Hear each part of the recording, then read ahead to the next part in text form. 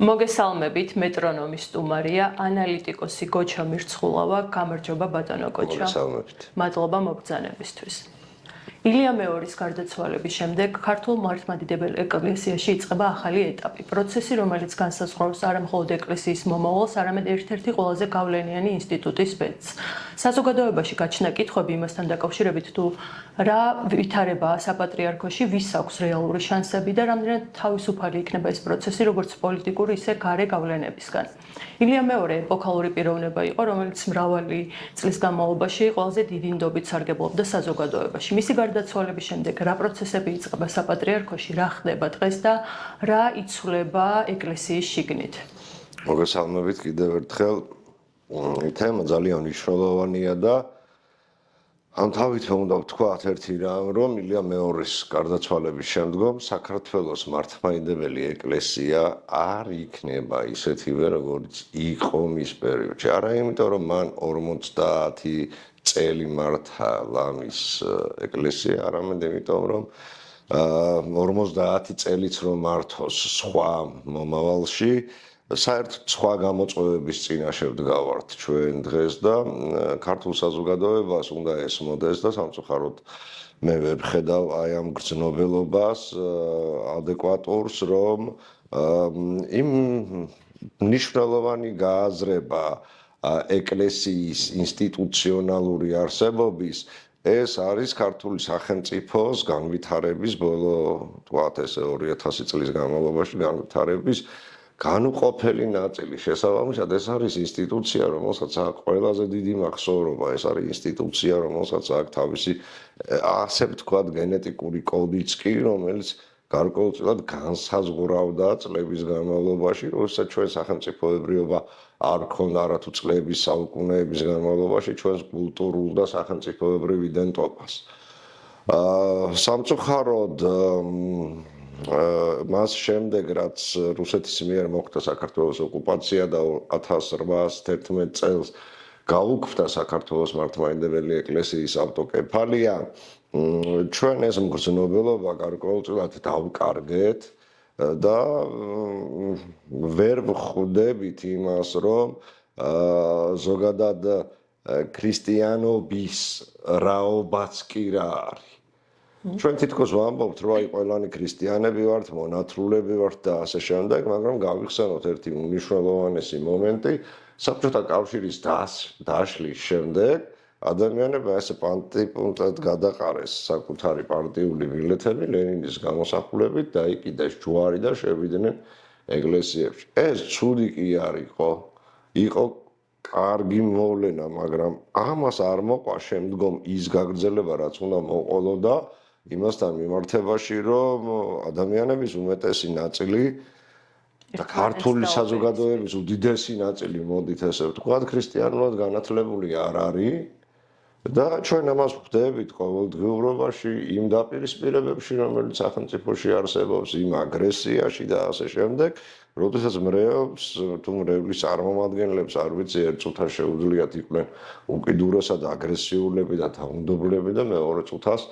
ამბობდნენ, რომ ისინი არიან მართლმადიდებელი ქრისტიანები. რატო გავაკეთე ეს შესავალი? თუნდაც იმიტომ, რომ სამომავლოდ საქართველოს მართლმადიდებელ ეკლესიას მოუწევს განსაზღვროს, რომ აი ამ უბედურების თავი და თავი რაც არის რუსული გავლენა უდიდესი საქართველოს მართლმადიდებელ ეკლესიაში და ქართულ საზოგადოებაში, რა თქმა უნდა და ვაღიაროთ ისიც, რომ ჩვენი თანამოქალაქეების მნიშვნელოვანი ნაწილი ჯერ კიდევ საბჭოთა მენტალობისაა. აქედან გამომდინარე ეკლესია ან სამომავლოდ ისევ დარჩება რუსულ ორბიტაზე და ის კიდევ რა ვიცი მრავალი წლის განმავლობაში უკან დახევს ან დაამუხრუჭებს ქართული სახელმწიფოს განვითარებას ან ის სწორ პოზიციას აირჩევს და შეეხიდება სახელმწიფოს განვითარებაში. აქედან გამომდინარე, როდესაც ვსაუბრობთ, რომ პოსტ-პატრიარქი ილია მეორის პოსტ-ეპოქა, რომელიც უნდა დაადგეს, არის ეგზისტენციალური არჩევანის მომენტი, როდესაც ჩვენ პერსონაჟზე კი არ უნდა ვისაუბროთ, ვის ავირჩევთ პატრიარქად. არამედ უნდა ვისაუბროთ იმ მოლოდინებზე, რაც შეიძლება ვთქვათ ამ არჩევანს მოყვეს. კიდევ ერთხელ მეორე დავრჩებით ჩვენ რუსულ ორბიტაზე, თუ ჩვენ გავხდებით არათუ ქრისტიანული რაღაცა დასავლეთის ნაწილი, ანუ არაფერი დავიბრუნებთ ქრისტეს უბრალოდ და ქრისტეს დავაბრუნებთ ეკლესიებში. კულტს, რომელიც არსებობს და ჩვენთან უფრო კულტის მსახურები არიან, კულტს ჩავანაზღვრებთ ქრისტეთი. როდესაც ეკლესია საუკუნეების განმავლობაში ცხოვრობდა ახალი აღქმით და ბოლო 200 წელზე მეტია, რაც ოკუპაციის შემდგომ ჩვენ ცხოვრობთ ძველი აღქმის პირობებში და თან ქრისტეს ვახსენებთ. მე მგონი ძალიან უხერხული არის რა.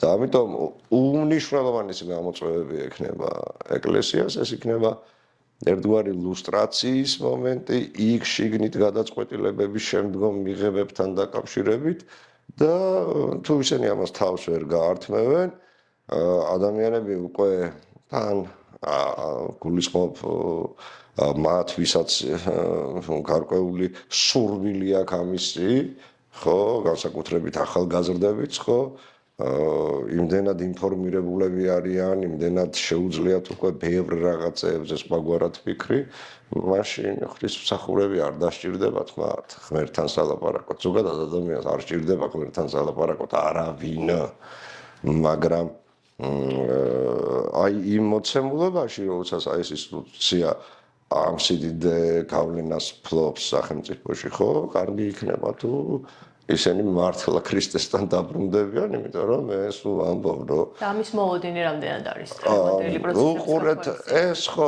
ეს ხომ ამ წუთას მაინც პერსონალურ საკითხს უკავშირდება, ხო? ანუ პერსონალურ საკითხს უკავშირდება სინოდის თითოეულ წევრთან მიმართებაში.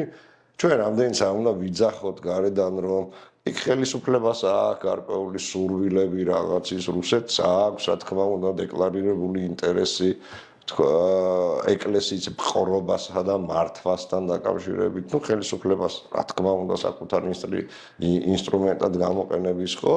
აქ მაინც სინოდის წევრებმა უნდა მიიღონ გადაწყვეტილება. რამდენად შეძლებენ ამას? შანსი არის, რომ შეძლონ.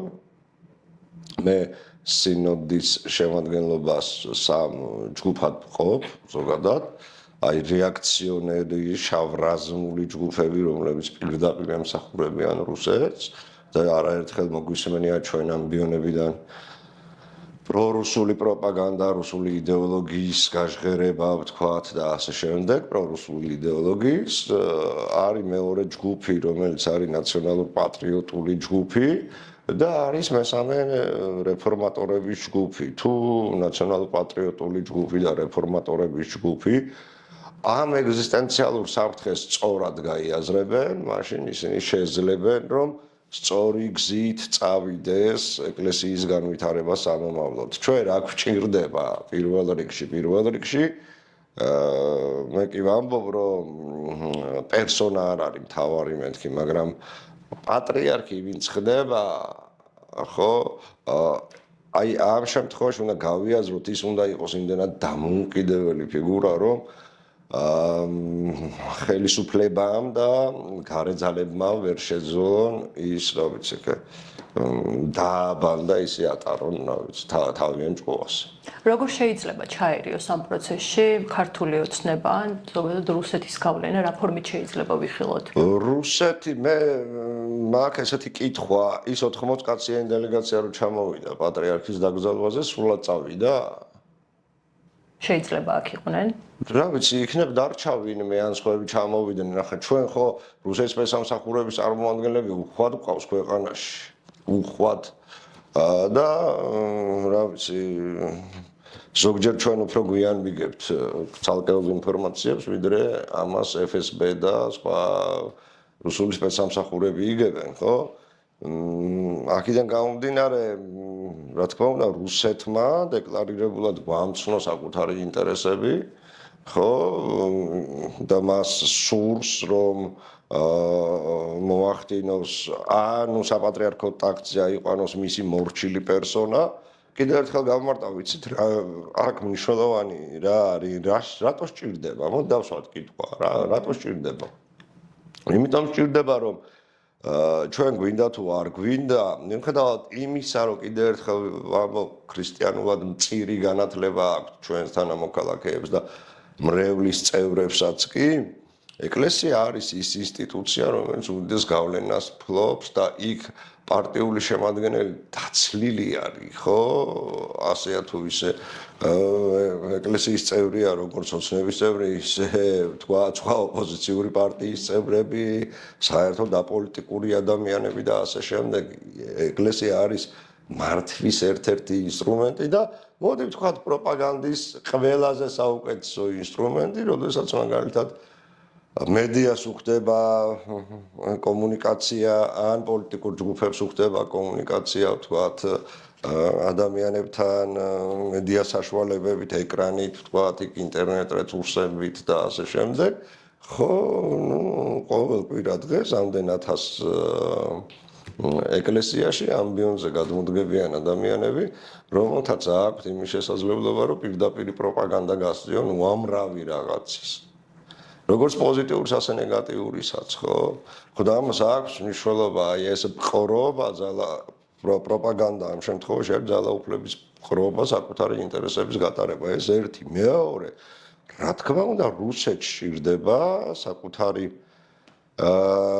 გავლენა და მართვა ამ ინსტიტუციის იმიტომ რომ მისი მეშვეობით ადვილი არის ხელისუფლებების შანტაჟი ესეც გავითვალისწინოთ რა იმდენი ადამიანი 1000 ადამიანი შეკრება რამდენი შეუძლია სხვადასხვა სახელდარქმეულ რა ვიცი ღონისძიებაზე შეკრიბოს მოგონილზე თუ მოგონილზე არსებულზე თუ არ არსებულზე არ ვიცი იმან რა ქვია ინსტიტუციამ ამდენი არ შეუძლია არავის არსებთ პოლიტიკურ ძალას და ეს არ თან საკუთარი ნებით ამას მიძახი ადამიანები საკუთარ აი ფული რო გადაუხადო ჩამოიყვანო და ასე კი არა საკუთარი ნებით რო მოვლენ აი მიუხედავად იმისა რომ ამაში ხელისუფლება ბოლო წლების განმავლობაში ჩვენ ხედავთ რომ აქტიურად მონაწილეობს იგივე არაფრისგან გამოგონილი ოჯახის სიწმინდის დღესასწაულზე ჩვენ ხედავთ როგორ მოყრიან ხოლმე ადამიანებს ბოდიში მათთან ბევრი მათგანი შეიძლება გულწრფელად მოდის მაგრამ ამ დღესასწაულს რელიგიასთან არაფერი კავშირი არ აქვს და თუ ვინმეს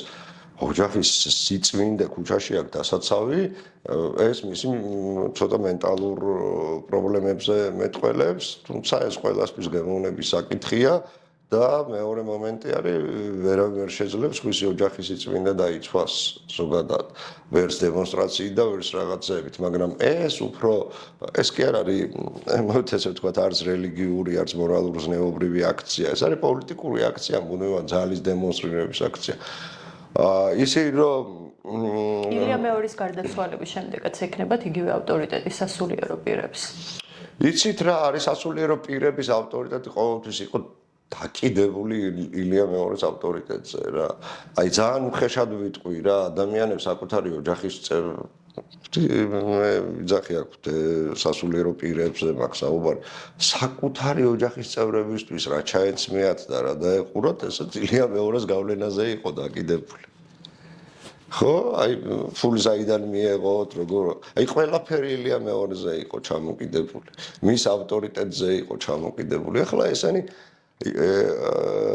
ისწავლიან და უпростоრად უნდა ისწავლონ დამოუკიდებელი ცხოვრება, რამდენად შეძლებენ ამას მე არ ვიცი, სიმართლე რომ გითხრათ, მაგრამ მე დარწმუნებული ვარ იმაში, რომ რაღაცა გამოსავალი მაინც მოიძებნება და ეს გამოსავალი მოიძებნება რა კონტექსტში იცით? კიდევ ერთხელ ვიმეორებ, დადგებიან ქრისტეს გზაზე, ხალხი იქნება მათთან ერთად. ანუ ხალხი ქრისტესთან იქნება და როგორც იტყვიან, ერთ სივრცეში აღმოჩნდება საზოგადოებაც და ეკლესიაც. არ დადგებიან პუტინთან, რუსეთთან, ამ მნიშვნელობა აქვს, ვინ იქნება რუსეთის ლიდერი. დადგებიან მასთან ერთად. ნუ წააგებენ საშვილიშვილოდ ესენი მაშინ ესენი აღმოჩნდებიან ის მღვდელმთავრები, ის სინოდის წევრები, რომლებმაც ყველაზე დიდი ღალატი ჩაიდინეს არა მხოლოდ ქრისტეს მიმართ, არამედ ქართული სახელმწიფოს მიმართაც. ახლა როგორ აიწყონება ეს სადღაც მე ამას ახლა პერიოდი ისეთი არის, წინა სააღდგომო პერიოდი მკვეთრი განცხადებების გაკეთება ნამდვილად არ მინდა, მაგრამ მე ვისურვებ, რომ საქართველოს მართლმადიდებელი ეკლესია აღმოჩნდეს ქრისტესთან და არა ქრისტეს მიღმა. შესაძლო კანდიდატებზეც რომ ვისაუბროთ, სინოდის ხდომაზე ვერ შეთანხმდნენ, განათლების მინიმალური ზღვარი რა შეიძლება იყოს და ასევე ზედა ზღვარი, მაგრამ მაინც არის რამდენიმე კანდიდატი, რომელიც მოიაზრება. თქვენი აზრით, ვის აქვს ყველაზე მეტი შანსი და ვინ შეიძლება ვიხილოთ კანდიდატებად? იცით რა არის, მე არ მინდა პერსონიფიცირება გავაკეთო, იმიტომ რომ აი ნებისმიერი პერსონიფიცირების მერე ხელისუფლება ცალკე და ხელისუფლების პროპაგანდისტები იწყებენ ხოლმე ცალკეული პერსონების გაშავების აქციას თუ რაც კიდათ ის დაარქვით, აქ არის ყველაზე მნიშვნელოვანი მომენტი. ჩვენ ვიცით, აი როდესაც ერთმნიშვნელოვნად საუბრობთ იმაზე, რომ მეუფეშიო იქნება ერთ-ერთი კანდიდატი, საბოლოოდ შეიძლება ეს წარმოხდეს და ის არ იქნეს ერთ-ერთი კანდიდატი, გააჩნია ვთქვათ იქ კრემლი რა გადაწყვეტილებას მიიღებს, იმიტომ რომ პრორუსულ ფრთაზე მას ყავს რამდენიმე კანდიდატი,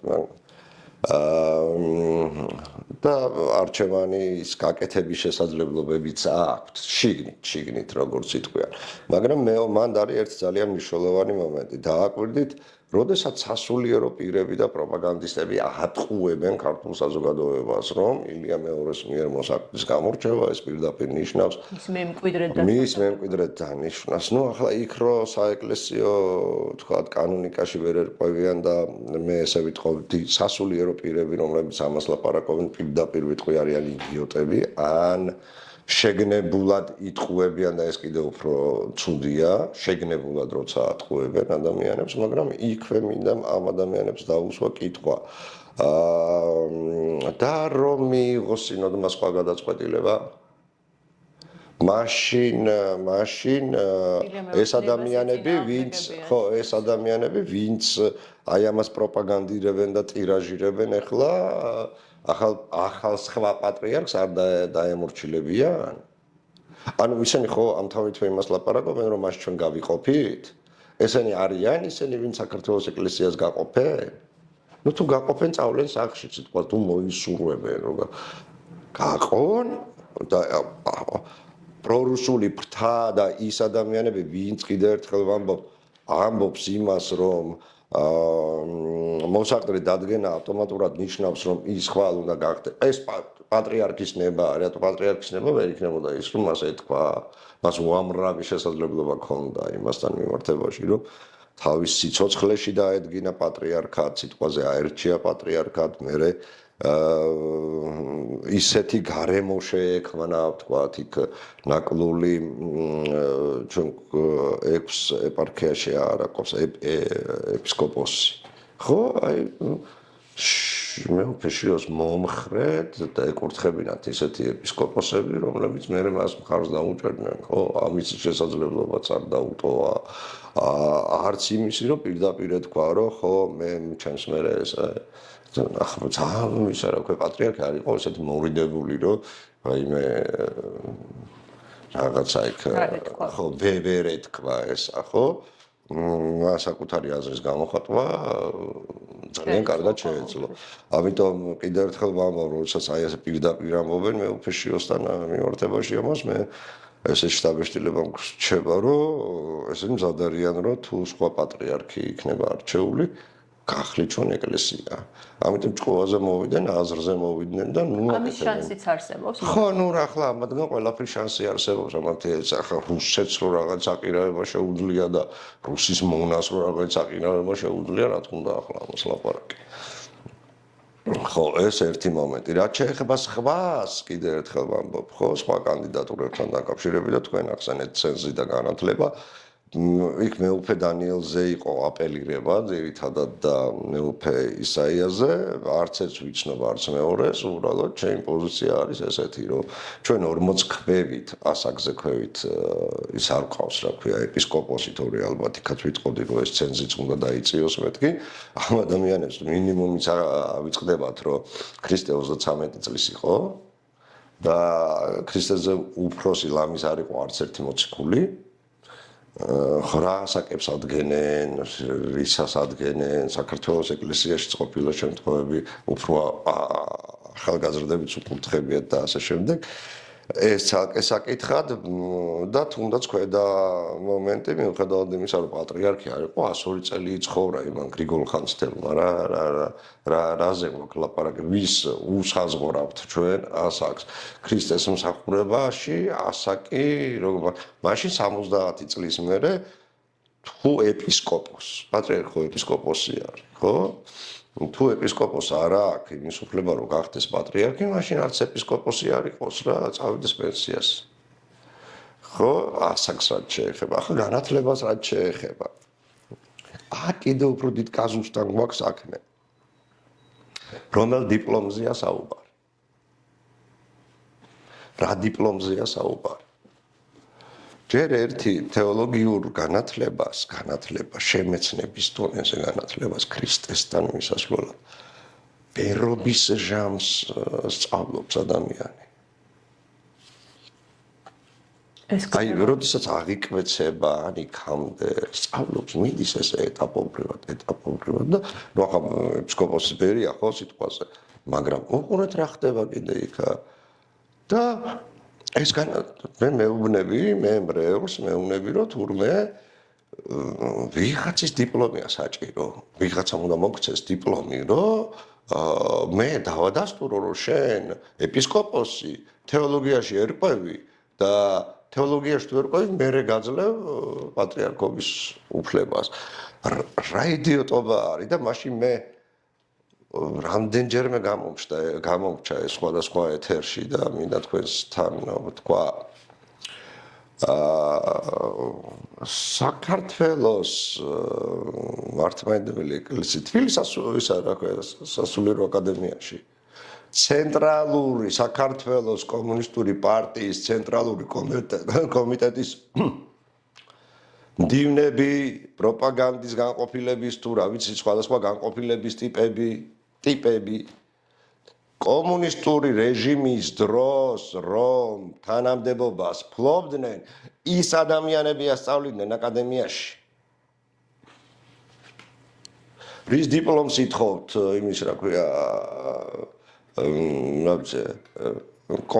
კომუნისტური პარტიის რაღაც იქ რა ქვია იდეოლოგიის განყოფილების წარმომადგენლების მაგრამ ვიღაცას რაღაცა ასწავლეს ამის დიპლომს არ ვიცი როგორი ნონსენსი არის ხო მე იმას არ ვლაპარაკობ რომ იქ სხვა ადამიანები არ არიან უბრალოდ მე ვიზახი რომ დიპლომი არ არის საზომი ამ შემთხვევაში არაფრის საზომი არ არის დიპლომი ადამიანი განათლებას ვიღაცისთვის კი არ იღებს თავისთვის იღებს მან უნდა მიიღოს ეს განათლება მან უნდა მიიღოს განათლება მას სურს ჭურია რომ მიიღოს განათლება მაშინ რა კრიტერიუმებს უნდა მიექცეს ყურადღება მე არ ვამბობ ლიდერი სჭირდება დღეს ქართულ ჩვენ თუ ეპისკოპოსებს უყურეთ ჩვენ თუ ვამბობთ რომ არის ეპისკოპოსი აპრიორი ვამბობთ რომ მას თეოლოგია ესმის თეოლოგიურ განათლებას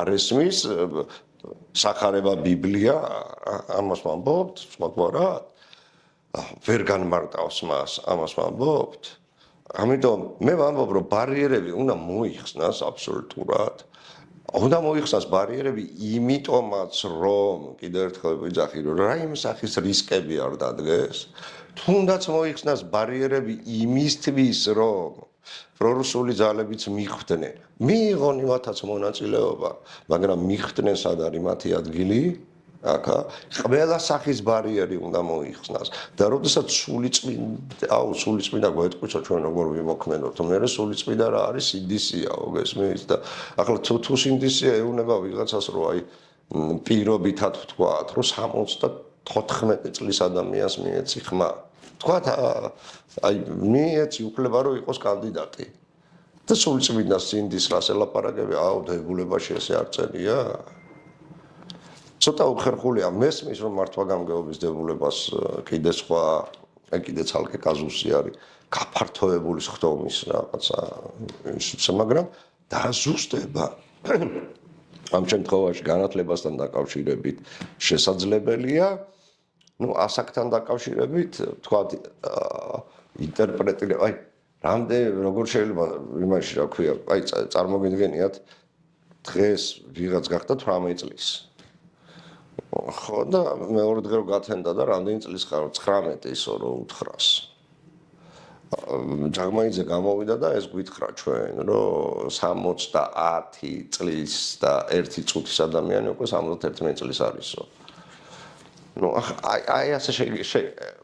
აი ასეთ სასაცილოდ იხდიან თავს აი ასე სასაცილოდ იხდიან სხვადასხვა რაღაცების ინტერპრეტირებით და გონიათ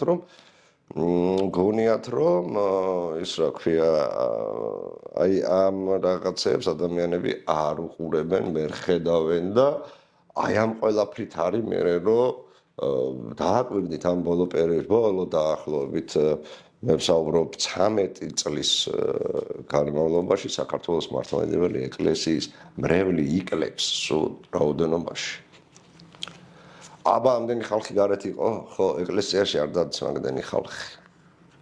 ეკლესიაში არ დადის, იმიტომ რომ რწმენასთან ყოფნას მაინც და მაინც ეკლესიაში მისვლა სანთლის ანთება იქ არ სჭირდება. ამიტომ ეკლესიაში უფრო ნაკლები ხალხი ივლის თუ ამდენ ტყუილებს, კიდე ამდენ ტყუილებს ილაპარაკებენ. კანდიდატებზე კიდე ერთხელ ვამბობ, ჩემი სურვილი არის, დღეს ჩემი სურვილია, მიუხედავად იმისა, რომ მეც მყავს ადამიანები ვის მიმართაც გარკვეული კეთილგანწყობა, მაგრამ ჩემი სურვილია, რომ აი ეს ნაციონალურ პატრიოტულმა ჯგუფმა და რეფორმატორებმა მოძებნონ კანდიდატი. კარგი იქნება თუ ეს იქნება დღეს ნაციონალურ პატრიოტული ჯგუფიდან და იმ ჯგუფში არ მყავს როგორც იტყვიან ჩემი როგორც იტყვიან სასურველი კანდიდატი მაგრამ ამბობ იმ ჯგუფიდან მოიძებნოს იმიტომ რომ რამდენად ძლიერია ეს მიმართულება დღეს ორივე მიმართულება ერთად უგებს პრორუსულს ორივე ერთად უგებს ერთადერთი მომენტი რომ რუსეთმა დღეს გაიმარჯვოს არის ივანიშვილის ფული როცა დაავალებენ, გადაიხდის ამ ფულს რა, იყიდის 61 კაცს, მაგალითად თავისი გააზრებით, 21 მილიონი დაუჯდება, ესე ითვლიან თვითონ. როგორი უხერხულია ეპისკოპოსი, რომელიც შეიძლება 1 მილიონად გაიყიდოს. მაგრამ მათ რადგან აქვთ ხელისუფლებაში იმის გააზრება და რომ ეპისკოპოსი შეიძლება იყიდონ, ეს უკვე უბედურება არის. ამ პოლიტიკური კრიზისის დაძლევაში შეუძლია თუ არა ახალ პატრიარქს ითამაშოს მნიშვნელოვანი როლი? მოსაყდრე შეეძლო ამ როლის თამაში შეეძლო. საპატრიარქო შეეძლო. მათ ეს არ გააკეთეს. ხო არ გააკეთეს. მოდით ავტორიტეტს თავი დავალებოთ. ილია მეორეს ავტორიტეტს ჯერჯერობით ნურავი გაეჯიბრება. არ არის საჭირო იმიტომ რომ ავტორიტეტი გარკვეულად აი ასეთი სახის პატრიარქია და იმიტომ არის ავტორიტეტი, ხო? იქნება ძალიან ცუდი ნებისმიერ სიტუაციაში, მაგრამ ის რომ ინსტიტუციას აქვს იმისი შესაძლებლობა რომ მან გარკვეულად პოზიტიური როლი ითამაშოს, ეს ცხადია, თუმცა მე კიდე ერთხელ ვამბობ ვარ სეკულარული სახელმწიფოს მომხრე ეკლესიას უნდა კონდეს თავისი მკვეთრად განსაზღვრული ჩარჩო, არეალი მოქმედების, ისევე როგორც ხელისუფლებას და ხელისუფლებები ეკლესიას საკუთარი ლეგიტიმაციისთვის არ უნდა იყენებდნენ. ჩვენ მუდმივად ვნახეთ ეს გააკეთა თავის დროზე თუ გახსოვთ შევარდნაძე დაბრუნდა საქართველოში პირველ ეს გააკეთა სიონში მიგვიდა. შემდგომ უკვე ხელისუფლების ეკლესია გრძნობდა ხოლმე იმას, რა ქვია, პოლიტიკურ პულსს და თვითონ თამაშობდა ამ პოლიტიკურ აქტივობას, ხო? იქ ესწრებოდა პირველ პარლამენტის ხდომებს, გახსნებს და ასე შემდეგ და ასე შემდეგ. მაგრამ იქ ბოლოს არ მივიდა შევარდნაძე 2003-ში არ მივიდა მაგალითად. რითაც როგორც თქვა განაჩენი გამოუტანეს შევარდნაძეს და ამ პროცესში მონაწილეობდა. ისევე როგორც მონაწილეობდა ეკლესია პროცესში ნაციონალური მოძრაობის ესე ვთქვათ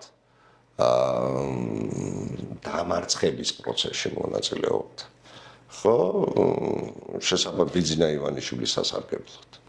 და დღემდე აგრძელდება ეს თამაში, ეს რა თქმა უნდა ეკლესიის გავლენისთვის კეთდება, იმიტომ რომ ისინი სანაცვლოდ იღებენ ხოლმე რაღაცებს, გაითვალისწინეთ, რომ საქართველოს მართლმადიდებელ ეკლესიაზე მდიდარი არავინ არ არის საქართველოში. გარკვეული მდიდრები ერთი მხრივ ეთაყვანებოდნენ ილია მეორეს საჯაროდ და ისე. მაგრამ ყველაზე მეტად ზრუნდათ, იმიტომ რომ ყველაზე დიდი ინსტიტუცია არის, რომელსაც აქვს ყველაზე დიდი ქონება. წარმოგიდგენიათ, ბათუმზე უფრო დიდ ტერიტორიას ფლობს ეკლესია სხვადასხვა ტერიტორიების სახით საქართველოს მასშტაბით, ქონებით, აზრებით, იქ ოქროვერცხლით თუ სხვა ნივთებით ეს კიდე ისა ათეულობით მილიარდ დოლარს აგემატება მათი ქონება შესაბამისად. ახლა კიდევ უფრო მეც თუ იშოვიან, რა თქმა უნდა, ეს მათთვის კარგია და პოლიტიკურ პროცესში მონაწილეობა, როდესაც მონაწილეობენ ყოველთვის, აი ამ პოლიტიკურ პროცესში მათი ჩართვა, მათი ახალი გამდიდრების, სუბსიდირების ზრდის გამოძახილია, აი 60 მილიონით რომ გაუზარდეს ახლა კიდე დაფინანსება და ხალხმა არის ის რატო ვიხდით ჩვენ ამ ფულს, რაში მიდის ეს ფული. გვეუბნება რომ განათლებაში და რის განათლებაში მიდის ეს ფული. ჩვენ ვიცით რა განათლებას აძლევენ იქ ადამიანებს, რამდენად იზრდებიან ისინი საქართველოს ან გნებავთ ეკლესიისთვის სასარგებლო პერსონად, ყველა ხო არ ხდება სასულიერო პირი. ჩვენ ხო არ ვიცით რა სტრუქტურა აქვთ მათ. განათლებაში როგორ მიდის ეს სწავლება, რა იდეოლოგიას ასწავლიან. ახლა პრორუსული ეპისკოპოსების ეპარქიებში ხო წარმოგიდგენიათ რა ხდება. აქედან გამომდინარე და მეორე მომენტი საზოგადოებას არ უჩნდება კითხვა რატომ აძლევთ ჩვენ ამ ფულს ეკლესიას. კონკორდატში წერია ასეთი რაღაცა რომ ეს არის საბჭოთა პერიოდის დროს საქართველოს მართლმადიდებელი ეკლესიისთვის მიყენებული ზიანი. ახლა წარმოგიდგენიათ ეს ზიანი საქართველოს მოსახლეობასაც მიადგა. მაგრამ ჩავთვალოთ ესეთი რაღაცა რომ საბჭოთა კავშირი რომ დაიშალა იმის მერე დაბადებულმა ადამიანმა რატომ უნდა უხადოს ფული საბჭოთა პერიოდში საქართველოს მართლმადიდებელი ეკლესიისთვის მიყენებული ზიანის გამო ეკლესიას. თქვენი გადასახედიდან რატომ უნდა იხდებოდა ეს ფული? ხო? და მეორე მთავარი იქვე წერია რომ უნდა შეიქმნასო კომისია და განისაზღვროს ზიანის დამდგენი კომისია რა იყო, რა მოცულობის იყო ეს ზიანი. და ამ წლების განმავლობაში არავის არ გასჩენია სურვილი იმისი რომ ეს კომისია შეექმნათ რეალურად დაედგინათ ეს ზიანი, ხო?